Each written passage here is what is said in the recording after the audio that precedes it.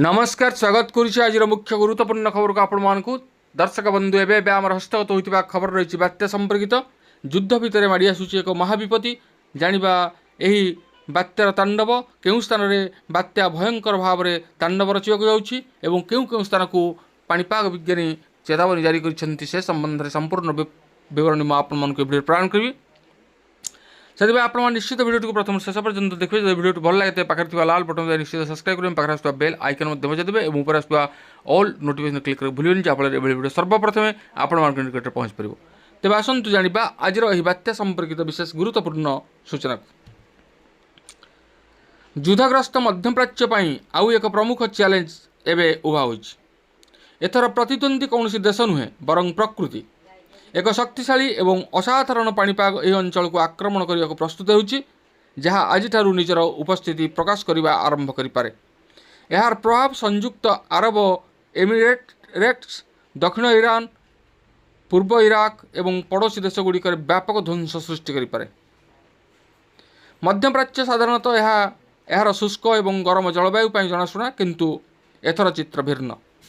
पाणीपाग विज्ञानी माने आगामी दिन में प्रबल वर्षार चेतावनी जारी करिसेंति। किछि मॉडल कहवा अनुसार आगामी 3 दिन मध्य वर्षा 100 मिलीमीटर रु 5 मिलीमीटर पर्यंत हो पारे। यही संख्या यही अंचल अनेक स्थान पर वार्षिक हार एठार अधिक। गुरुवार और शुक्रवार झड़र तीव्रता सर्वाधिक हेबो बोली आशा करा जाउछि। यही घटना मिसर और साउदी अरब उपरे अवस्थित एक गभीर गर्त भूमध्य सागर आसुथिबा एक पाणीपाग प्रणाली अभिसारण एवं इटाली दिगरू आसुथिबा एक शक्तिशाली पाणीपाग ढांचा द्वारा प्रभावित होछि। तेबे दुबई यही विपदर केन्द्रस्थल अवस्थित रही।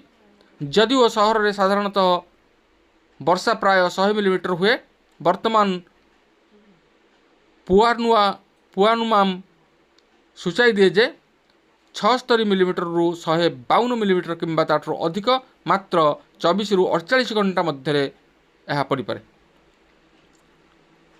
आबुधाबी, शारजाह एवं हरमुज प्रणाली चारिपाखरे थिबा बंदर गुड़िकर मध्य बन्या एवं प्रबल पवनर विपदर सम्मुखीन होउछन्ति।